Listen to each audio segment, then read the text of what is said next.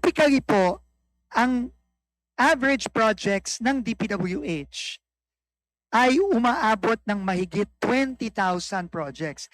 In the cases po in 24 and 2025, nung napakataas po, no, halos 1 trilyon ang budget ng DPWH, umabot po yan ng mahigit 25,000 projects.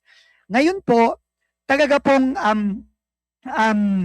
nagsumikap kami na talagang ibaba po yung number of projects natin. And there are several reasons for this. Unang-una po is, number one, we eliminated or tried our best, no, to eliminate all duplicate projects, number one, and all overlapping projects. Number two, no, we really wanted to focus on the big ticket projects and bring down the number of small ticket projects. In fact po, for the BIP program, of course, this is still, we leave it up to the wisdom of the committee on this, no? But DBM mandated to us under the BIP program to remove all projects below 5 million pesos. No, and that also drastically reduced the number of projects. And I think the third is also very important.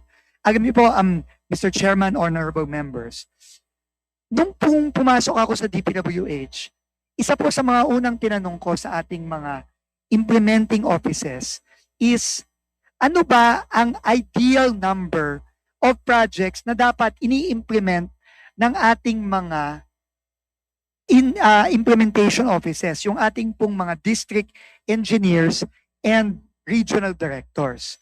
Kasi syempre po, kung ako'y district engineer, halimbawa, sa isang distrito, say sa Iloilo po, kay Deputy Speaker Janet, no, bilang isang district office o district engineer, meron din pong absorptive capacity ang distritong yon. Meaning, there is a limit to the number of projects that can be implemented by a district engineer or a regional office. Nalaman ko po na lampas na po pala sa ideal number. I think up to, Yusek Ador, up to what? Triple, quadruple? In some case, triple, quadruple the ideal.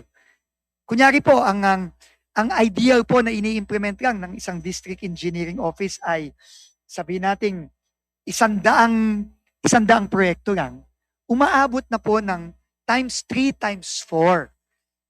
No? So, sinikap din po namin na ibaba ito, kaya po nakikita nyo yung dramatic change sa number of projects, no? Sa number of projects ng DPWH because of those 3 reasons.